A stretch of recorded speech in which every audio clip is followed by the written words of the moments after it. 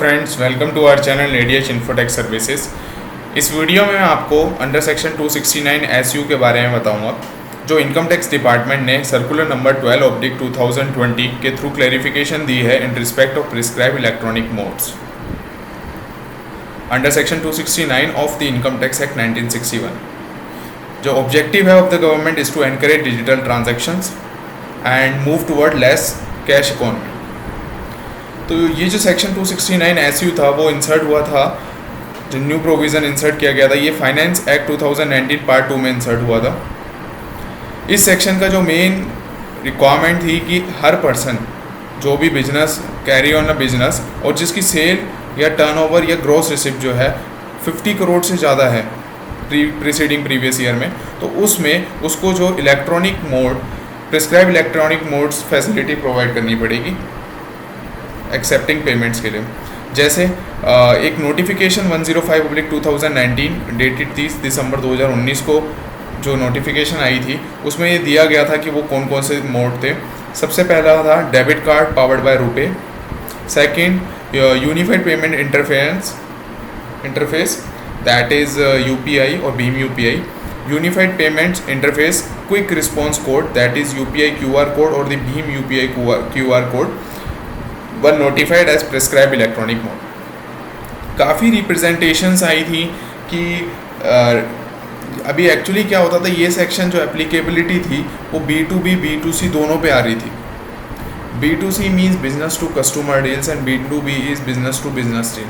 तो इसी चीज़ को क्लैरिफाई किया गया है कि जो requirement of mandatory facility for payment through the prescribe electronic mode is generally applicable in B2C only, which directly deal with retail customer। B2C that means business to customer businesses जो होते हैं वो directly deal करते हैं with the retail customers। और since the prescribed electronic mode have maximum payment limit per transaction or per day, they are not so relevant to B2Bs, means that is business to business के लिए ये चीज़ें relevant नहीं होती कि means दिन में इतनी सारी ट्रांजैक्शन होती हैं या दिन में इतने सारे मतलब लिमिट्स हैं जो सेट कर रखी हैं वो सब हैं, तो ऐसा नहीं होता। तो जनरली जो लार्ज पेमेंट जो होती हैं B2B के केस में वो इलेक्ट्रॉनिक मोड ऑफ पेमेंट जो ऐसे NEFT और RTGS के थ्रू होती हैं, और इसलिए मैंडेट है कि such business provide the facility for accepting payment through prescribe electronic mode and would cause administrative inconvenience and impose additional cost. तो इसलिए जो बिज़नेस टू बिज़नेस पे की बात की गई है कि उस पर अगर हम ये सब चीज़ें छोटे छोटे रिटेल कस्टमर्स वाला जो पॉइंट है अगर हम ये उस पर एप्लीकेबल करते हैं तो वो that will cause administrative inconvenience and impose additional cost.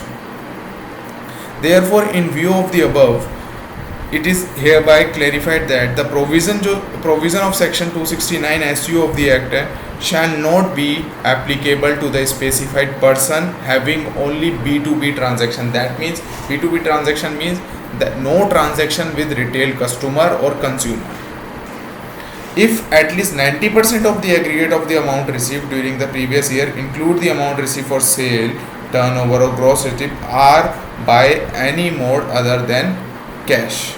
तो मीन्स मिनिमम एटलीस्ट 95% जो है वो विदाउट कैश ट्रांजैक्शन होनी चाहिए, then we will consider in B2B transaction. तो ये पूरा सर्कुलर डिपार्टमेंट ने दिया था to clarify the issue of B2B and B2C under section 269 SU।